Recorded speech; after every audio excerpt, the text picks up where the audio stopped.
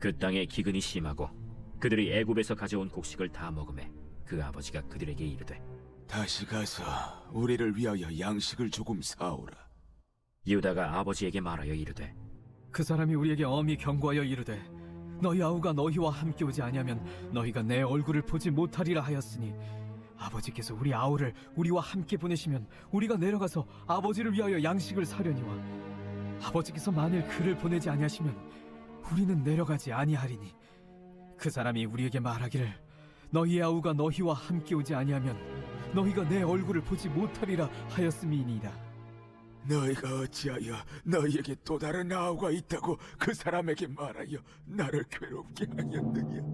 그 사람이 우리와 우리의 친족에 대하여 자세히 질문하여 이르기를 너희 아버지가 아직 살아계시느냐 너희에게 아우가 있느냐 하기로 그 묻는 말에 따라 그에게 대답한 것이니 그가 너희의 아우를 데리고 내려오라 할 줄을 우리가 어찌 알았으리이까? 유다가 그의 아버지 이스라엘에게 이르되 저 아이를 나와 함께 보내시면 우리가 곧 가리니 그러면 우리와 아버지와 우리 어린 아이들이 다 살고 죽지 아니하리이다. 내가 그를 위하여 담보가 되오리니 아버지께서 내 손에서 그를 찾으소서. 내가 만일 그를 아버지께 데려다가 아버지 앞에 두지 아니하면 내가 영원히 죄를 지리이다. 우리가 지체하지 아니하였더라면 벌써 2번 갔다 왔으리이다. 그러할진대 이렇게 하라. 너희는 이 땅의 아름다운 소산을 그릇에 담아가지고 내려가서 그 사람에게 예물로 드릴지니 곧 유향 조금과 꿀 조금과 향품과 모략과 유향나무 열매와 감복숭아이니라. 너희 손에 갑절의 돈을 가지고 너희 자루 아귀에 도로 넣어져 있던 그 돈을 다시 가지고 가라. 혹 잘못이 있었을까 두렵도다. 내 아우도 데리고 떠나 다시 그 사람에게로 가라. 전능하신 하나님께서 그 사람 앞에서 너희에게 은혜를 베푸사 그 사람으로 너희 다른 형제와 베냐민을 돌려보내게 하시기를 원하노라. 내가 자식을 잃게 되면 이르리로다. 그 형제들이 예물을 마련하고 갑절의 돈을 자기들의 손에 가지고 베냐민을 데리고 애굽에 내려가서 요셉 앞에 서니라. 창세기에 나오는 인물 중 야곱의 이야기가 제일 많은 분량을 차지합니다. 첫 사람이었던 아담, 이스라엘의 조상이었던 아브라함, 방주를 지은 노아, 이런 쟁쟁한 인물들도 많은데 왜 야곱의 이야기가 가장 길고 자세하게 기록되었을까요? 그것은 그만큼 야곱의 인생이 더 중요한 의미를 갖고 있기 때문일 것입니다. 그렇다면 왜 야곱의 인생이 더 중요한 의미를 가질까요? 그것은 야곱이 우리의 모습을 가장 잘 보여주기 때문일 것입니다. 야곱은 어떤 인생을 살았습니까? 수단과 방법을 가리지 않으면서 원하는 것을 얻는 인생이었습니다. 하지만 또 그렇게 얻은 것을 잃어버리는 상실감도 크게 겪었던 사람이었습니다. 요셉을 편애하던 야곱이 요셉을 잃어버렸을 때 그 상실감은 이루 말로 다할 수 없었을 것입니다. 또한 라헬을 사랑하며 아내로 얻는 데는 성공했지만 고향으로 돌아오는 중 라헬은 베냐민을 낳다가 목숨을 잃게 됩니다. 이때도 야곱의 상실감은 매우 컸을 것입니다. 이상하지 않습니까? 야곱이 더 좋아하고 원하는 것은 꼭 이렇게 잃어버리는 것 같습니다. 야곱이 이렇게 겪은 상실감은 우리도 살면서 겪을 때가 많이 있습니다. 나를 행복하게 해줄 것 같은 그 무언가를 소유하는 것, 이것을 내 삶의 가장 큰 가치로 여기지만 그 중에 영원한 것은 없다는 것을 우린 알아야 합니다. 모두 다 언젠가는 잃어버리게 될 것들입니다. 영원한 것은 오직 하나님과 그분의 말씀뿐이죠. 우리 인생 자체가 잠시 왔다가 사라지는 안개와 같기 때문에 우리가 소유하려는 그 어떤 것도 영원할 수 없다는 걸 알아야 합니다. 하나님께서 야곱이 좋아하는 것들을 잃어버리도록 하신 이유는 또 우리가 소유하려고 했던 것이 영원한 것이 아님을 깨닫게 하는 사건을 주시는 그 이유는 하나님께서 우리와 함께하고 싶으시기 때문입니다. 하나님은 늘 야곱과 함께하고 싶으셨는데요. 야곱 안에는 하나님의 자리가 없었습니다.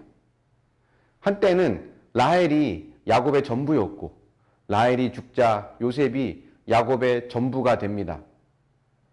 그리고 요셉이 죽은 줄로 알았던 야곱에게 이제는 베냐민이 그의 전부가 됩니다. 여전히 그에게는 하나님의 자리가 없는 것이었죠. 하나님보다 더 의지하는 것, 자신의 가치를 증명하는 데 필요한 하나님 외의 것, 그것이 무엇이 되었든 그것은 우리의 안에 있는 우상입니다. 이런 면에서 보면 야곱은 늘 우상을 섬겨온 것이었습니다. 라헬이란 우상, 요셉이란 우상, 베냐민이라는 우상을 섬긴 거죠. 우상을 교체는 했지만 완전히 버리지는 못했던 것입니다. 그런데 이런 야곱의 모습이 오늘 우리의 모습입니다. 시대마다 또 처지와 환경마다 하나님 외에 다른 우상을 섬기는 것이 우리의 모습일 때가 많습니다. 그런데 하나님은 우리와 함께하고 싶어 하시기 때문에 끊임없이 우리로 하여금 우상을 버리고 하나님만을 사랑하고 섬기도록 초대하십니다.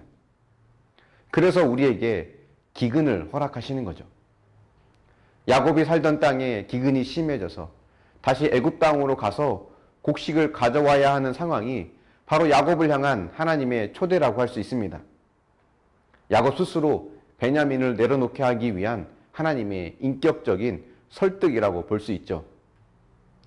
결국 고집 센 야곱이 베냐민을 내려놓습니다.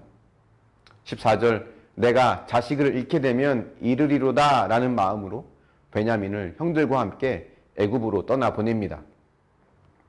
하나님은 여러분을 어떤 방식으로 초대하십니까? 어떤 기근으로 여러분을 부르고 계십니까? 경제적인 기근인가요? 자식 문제인가요? 배우자 기근인가요? 아니면 사람들과 관계에서 오는 기근입니까? 그 기근이 나를 포기하지 않으시는 하나님의 사랑임을 기억하시기 바랍니다. 야곱이 베냐민을 내려놓는데 큰 역할을 한 사람은 바로 유다였습니다. 스스로는 야곱이 절대 베냐민을 포기할 수 없었죠. 만약 베냐민을 데려오지 못한다면 자신이 베냐민을 대신하여 영원히 죄를 지겠다고 하는 유다의 설득이 야곱으로 하여금 결심하게 한 것 같습니다. 유다가 보여준 희생의 중보자가 야곱을 거짓된 구원에서 진정한 구원으로 인도한 것입니다. 유다의 이러한 모습은 앞으로 유다의 후손 중 희생의 중보자로 오실 예수 그리스도를 보여줍니다. 우리는 야곱처럼 끝까지 우상을 내려놓지 못하는 어리석은 자이지만 이런 우리를 위해 희생적인 중보자로 오셔서 십자가에서 죽으신 예수님으로 인해 주님을 우리는 붙잡을 수 있게 된 것을 기억하고 우상을 내려놓지 못해서 마음이 흔들릴 때 참 중보자이신 예수님을 기억하고 주님께 나의 모든 권리를 내어드리는 저와 여러분이 되시기를 축원합니다. 묵상해 보십시오. 나를 기쁘게 할 것 같았지만 결국 잃어버리게 되었던 것, 그 상실감, 여러분 어떤 것이 있었습니까? 하나님께서 야곱으로 하여금 내려놓기를 원하셨던 베냐민처럼 내 안에 내려놓아야 할 또 다른 베냐민 같은 우상은 무엇이 있습니까? 기도하겠습니다. 사랑의 하나님, 하나님이 야곱과 영원히 함께하고 야곱과 더 친밀해지기 위해서 야곱을 찾아오시지만 야곱 안에는 또 다른 우상들로 가득 차 있음을 보게 됩니다. 라헬, 베냐민, 요셉, 이 모든 것들이 야곱을 지켜줄 것으로 여겨지는 우상이었음을 보게 됩니다. 하나님, 우리 안에 이런 우상이 있지 않은지를 돌아보며 우리 역시 하나님께 이 모든 걸 내어놓고 주님을 내 마음 중심으로 모셔드리는 믿음의 결단이 있기를 원합니다. 때론 기근을 통해서 우리를 부르시는 하나님의 초대를 기억하고 그 기근 앞에 겸손히 나를 보며 하나님의 마음을 살필 수 있는 믿음을 허락하여 주시옵소서. 힘들고 어려운 기근의 시간을 보내고 있습니까? 어떤 문제가 하나님 우리를 힘들게 하고 있습니까? 그 사건이 우연이 아닌 하나님의 부르심임을 기억하고 그 사건 속에서 하나님을 향해 더 한 걸음 나아갈 수 있는 우리 모두가 되게 하여 주시옵소서. 감사드리며 예수님의 이름으로 기도합니다. 아멘.